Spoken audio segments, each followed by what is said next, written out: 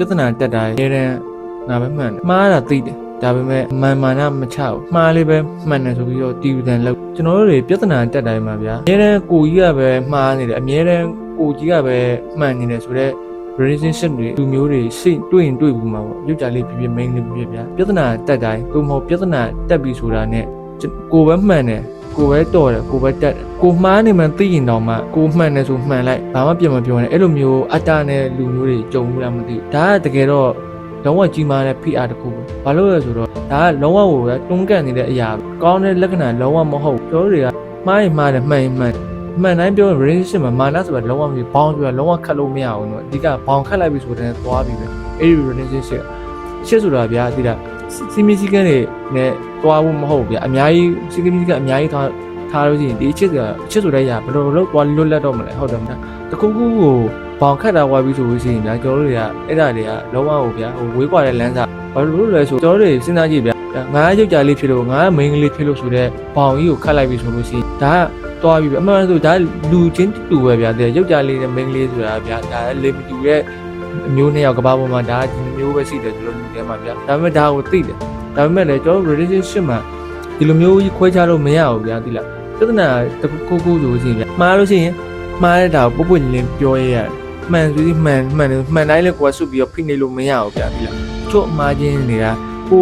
ကောင်းသိချင်တဲ့စိတ်နဲ့မှားတဲ့အမှားမျိုးတွေဒါတမင်တကာအမှားကိုကျွန်တော်ပြောတာမဟုတ်ဘူးဒါကိုကျွန်တော်တို့တွေကဗျာဟိုလက်ခံနိုင်ရမယ်ဗျာသိရမယ်ဗျာနားလည်ပေးရမယ်ဗျာဟိုပထမချက်ဗျာသိလားဘဝမှာဗျာကျွန်တော်ဥပမာပါတောင်းဆိုတယ်ညှိနှိုင်းတယ်ဆွေးနွေးတယ်ဒီ၃ချက်လုံးလုံးလို့အဆင်မပြေဘူးဆိုအဲ့ဒီလူကဘဝအတွက်ဘာမှလုံးဖြစ်မလာတော့မဲ့လူမဟုတ်ဘူးအဲ့ဒီလူဘာမှစစ်ဆက်တွဲရအကြောင်းမရှိဘူးဗျာကျွန်တော်တို့ဘယ်ကိစ္စတစ်ခုပဲဖြစ်ဒါရီကိုစွတ်စားမှာပဲဖြစ်ဒါရီကိုလှုပ်ဆောင်မှာပဲဖြစ်ဒါရီကိုလှုပ်လိုက်ပြီးဒါပဲဖြစ်ဗျာကျွန်တော်တို့ကတိုင်မြင်မယ်ဆိုတာဆိုပါစို့ကျွန်တော်တို့ကတိုင်မြင်ဥပမာဗျာဒီနေရာကိုသွားခြင်းတယ်ဗျာသွားမှဖြစ်မယ်ဥပမာဘော်ဒါခေါ်တာပဲဖြစ်တငယ်ချင်းခေါ်တာပဲဖြစ်တာတခြားကိစ္စပဲဖြစ်ဗျာအနာရေးဖြစ်တာရေးဖြစ်ဗျာကျွန်တော်တို့ကသွားခြင်းတယ်အဲ့ဒီတည်းမင်းကြီးပိုင်းပါယူကြလေးပိုင်းပါဒါပေမဲ့ဗျာတချို့တွေကအတားရှိတယ်ဗျာမသွားဘူးဆိုတဲ့အားမျိုးရှိအဲ့ကြောင့်ကျွန်တော်တို့တွေကအရင်ဆုံ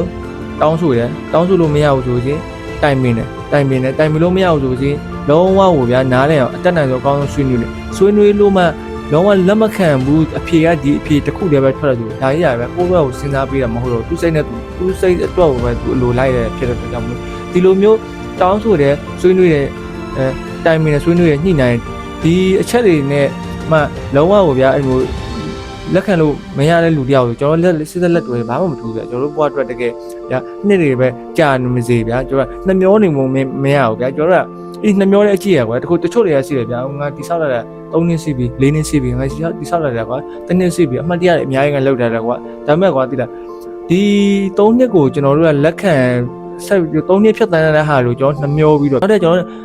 20ပြည့်30ပြည့်ဗျာဒါကြီးကိုဆက်ပြီးရင်ဆိုင်သွားရမယ်ဆိုတန်လားဟိုရင်ဆိုင်ခံနိုင်လားအချိန်ကုန်ခံနိုင်လားဒါအခုဒီ3နှစ်မှာဒီလိုမျိုးလက်တွဲနားလည်ပြီးတီးခံပြီးပေါင်းလိုက်လို့နောက်ထပ်5-6နှစ်ရောက်မှလုံးဝတီးခံမနိုင်တော့တဲ့အနေထားရောက်လို့သွားလိုက်မှဆိုရင်ဒါအချိန်ကြီးရမ်းနှမျောဖို့ကောင်းပါတယ်အမှန်တိုင်းပြောရမယ်ဆိုကျွန်တော်တို့ relationship ဆိုတာဗျာဒီလားတယောက်တိုးတက်ဖို့ဗျာဒီလား relationship ဆိုတာဗျာတယောက်တွန်းတင်ဖို့ relationship ဆိုတာဗျာနှစ်ဦးသဘောတူပြောရတဲ့စကားလေးကိုတကယ်လက်တွေ့ဖြစ်လာအောင်အကောင့်တွေဖော်ဖို့ဗျာဒီလားအချစ်ဆိုတာကဗျာဒီလားလုံးဝ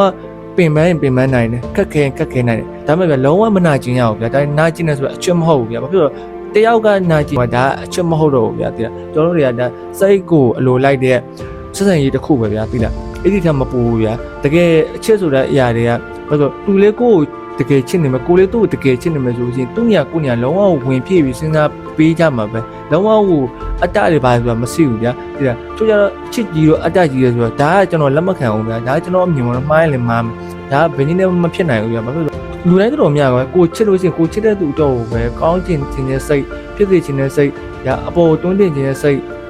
လှပဖို့တောက်ပဖို့တော့ပဲကွာလူတိုင်းအတွေးဒီတကယ်ချစ်သွားတဲ့လူတယောက်မှဆိုဒီစိတ်ပဲဖြစ်တယ်ဗျာဒါကျွန်တော်တို့တွေဒါပြတ်သန်းမှုအဲ့ဒါကြောင့်မို့လို့ဟိုတကယ်လည်းနာကျင်ရမယ်ခဏငိုနေရမယ်ခဏနာကျင်ရမယ်ခဏဗျာပြဿနာပူလောင်နေရမယ်ဒါအချစ်မဟုတ်ဗျာအတ္တနဲ့သွားနေတဲ့ဆက်ဆံရေးတစ်ခုပဲဗျာဒီလက်ဒါစိတ်လိုလိုက်တဲ့ဆက်ဆံရေးတစ်ခုလိုပဲကျွန်တော်သတ်မှတ်ကိုရွေးချယ်တဲ့အခါမှာကို relationship တည်ဆောက်တဲ့အခါမှာခုနကကျွန်တော်ပြောသလိုဗျာအပြန်အလှန်ဗျာအချင်းချင်းဗျာတိုးတက်ဖို့ကွာဒီလားနောက်တစ်ခုကပြောတော့ပဲအချင်းချင်းတွန်းတင်ဖို့ကွာကုညီဖေးမဖို့ နှစ်ဦးသဘောတူပြောတဲ့စကားတွေမှာနှစ်ယောက်လုံးမှာတောင်းဝင်ရှိတယ်ဗျာတယောက်တည်းမှာတောင်းဝင်ရှိတာမဟုတ်ဗျာအဲ့ဒီနှစ်ဦး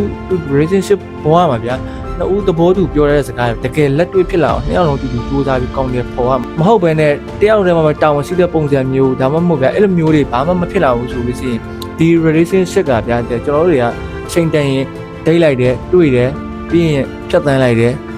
ချိန်နေကြတာလေရန်ဖြစ်တဲ့ဘောရမတိုက်ဆိုင်ဘူးဆိုတော့တွားဒါကဗျကိုယ်ရဲ့ဒီဆောက် relationship ကမတိုးတက်ပဲနဲ့ဒီနေရာမှာပဲရက်နေလို့ရှိရင်ဒီ relationship ကဘာမှမတူဘူးကျွန်တော်ကဘဝအတွက်ရွေးချယ်တယ်ဗျာဒီကစိတ်ခဏအတွက်ရွေးချယ်တဲ့သူတို့တော့ကျွန်တော်မပြောဘူးပေါ့နော်ဒါကိုကျွန်တော်ကပြောပြတာဖြစ်ပါတယ်အဲ့ဒါကြောင့်မို့လို့ကိုရွေးချယ်တဲ့ relationship ကကိုရွေးချယ်လိုက်တဲ့သူကကိုအတွက်ကိုနဲ့ကိုဘဝအတွက်ဘာတွေများဖြစ်လာမလဲဘာတွေပြောင်းလဲဘာတွေတူတက်လာမလဲတကယ်စစ်မှန်တဲ့သူရောထိုက်တန်တဲ့သူရောဟုတ်ရလားဆိုတော့ဒီဒီကြရွေးချယ်ပြီးမှဆုံးဖြတ်စီခြင်းပါတယ်အားလုံးကိုကျေးဇူးတင်ပါတယ် see you next video